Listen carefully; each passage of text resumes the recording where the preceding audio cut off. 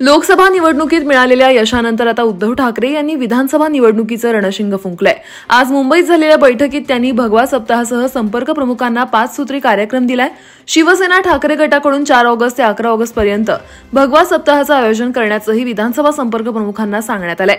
या भगवा सप्ताहामध्ये विधानसभा क्षेत्राचा आढावा घेऊन त्याची माहिती सेना भवन येथे सादर करायची आहे। त्यामध्ये विविध कार्यक्रम आढावा बैठका घेण्याचे आदेश देण्यात आले आहेत।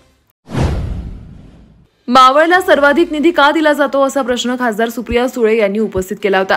ज्याप्रमाणे मावळला निधी दिला जातो त्याप्रमाणे इतरही तालुक्यांना निधी देण्याची मागणी त्यांनी केली आहे। जिल्ह्यातील सर्व तालुक्यांना समान निधी दिला जावा असंही त्या म्हणाल्या। उपमुख्यमंत्री तथा पुण्याचे पालकमंत्री अजित पवार यांच्या अध्यक्षतेखाली ही बैठक असल्यानं एका अर्थानं त्यांचा रोष दिसून आला। लोकसभा निवडणुकीतील हाराकिरीनंतर राष्ट्रवादी काँग्रेसचे अध्यक्ष उपमुख्यमंत्री अजित पवार नव्या जोमानं आगामी विधानसभा निवडणुकीच्या तयारीला लागलेत।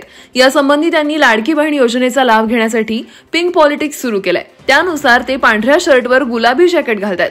त्यांचं हे जॅकेट सध्या सर्वांचं लक्ष वेधून घेतंय। याबाबत पवार यांनी पत्रकारांची शनिवारी विचारणा केली असता त्यांनी मी माझे कपडे माझ्या पैशाने घालतो असं म्हणत पिंक पॉलिटिक्सवर पडदा टाकण्याचा प्रयत्न केलाय।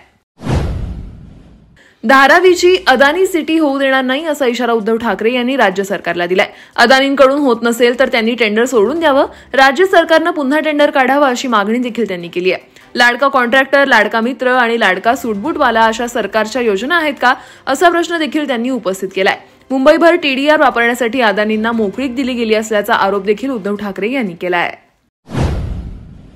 राष्ट्रवादी काँग्रेस शरदचंद्र पवार पक्षाचे अध्यक्ष शरद पवार यांनी शनिवारी सरसंघचालक मोहन भागवत यांच्या एका विधानावरून पंतप्रधान नरेंद्र मोदी यांच्यावर निशाणा साधलाय। कुणीतरी देव बनायला निघालं होतं पण आता त्यावर बीजेपी आणि आरएसएसचेच लोक बोलतात। शहाण्या माणसांनी याची नोंद घ्यावी असं ते म्हणाले आहेत।